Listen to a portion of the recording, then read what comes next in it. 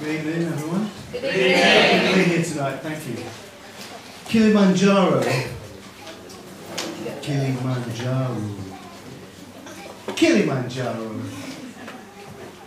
The highest freestanding mountain in the whole wide world. It's over 19,000 feet above sea level. And the wind is very light there. There's no wind in the wind. And it can blow as fast as it goes. It will never blow over, but it's very, very cold as well. And to the bottom of Kilimanjaro is the Serengeti, and to the left, you're facing north, is the Ngorongoro crater, where there are thousands of wild animals: rhinos, buffaloes, elephants, giraffes. And to the side of Kilimanjaro is Mount Meru, slightly lower than Kilimanjaro, but also Meru is also a freestanding mountain. And just to the side of Kilimanjaro is a little village called Moshi. And in Moshi there's a huge, massive sugar plantation. And 50 years ago there was the Marie family that lived there. And two of the children of the Marie family was Edward and Dazel Marie. And they would finish their work in the afternoon and sit on the veranda and look at the magnificent Kilimanjaro. And in those days, only 50 years ago, the top, the summit was very filled with ice and snow and glaciers. But today there's very, very little amount of glaciers there. And they would wonder in its magnificence, what does this mean in this mountain here? And it's really huge when you get up close to it. So, 47 years later, Edward Marie's son and Edward Marie's granddaughter, she's 18 years old, they both climbed to the very top of Kilimanjaro. And when they got to the top there, they saw a wooden sign that said Uhuru. And Uhuru is Swahili and it's derivative from the Bantu tribe. And it means freedom.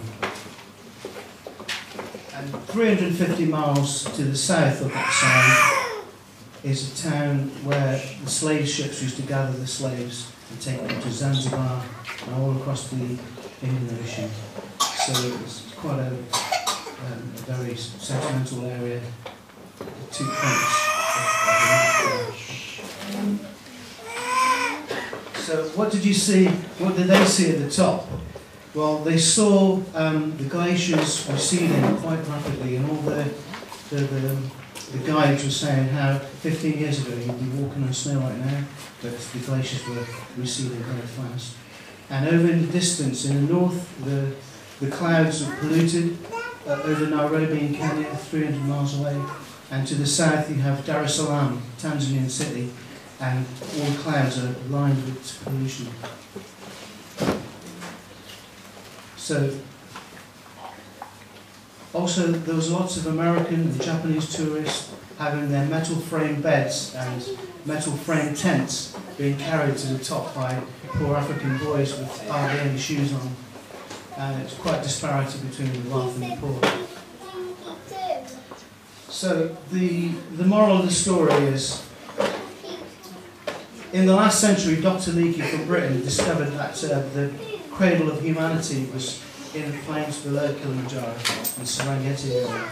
So right now, at the very top of Kilimanjaro, you can actually see that humans are destroying the earth by our behaviour and how we live on the planet today. So the moral of the story is we should try to be more virtuous in ourselves and try to cultivate virtue in ourselves. And we should try to live a more sustainable way of living. So plant your own foods. You know, spring is coming. Just throw some seeds of carrots in a bucket somewhere, and plant some beans or something like that. Instead of going to buy them, plant your own. Instead of driving the car, just catch a bike or walk or just alter your plans to get there a bit more. And in the spirit of Uhuru, that little wooden sign at the top that says freedom, mankind's greatest curse is the curse of desire, to desire. And a man or a person that knows when they've had enough will always have enough. So the moral of the story is to free yourself from desire. So yuhuru, yuhuru, yuhuru. Freedom, freedom, freedom. Thank you.